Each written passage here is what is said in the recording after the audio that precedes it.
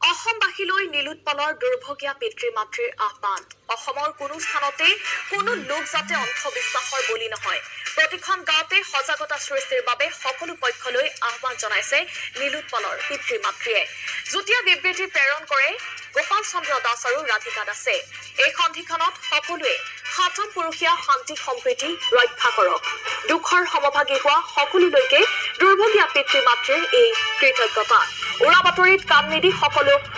সংযম হবলৈ আহ্বান জনায় নীলোৎপলৰ পিতৃ মাতৃয়ে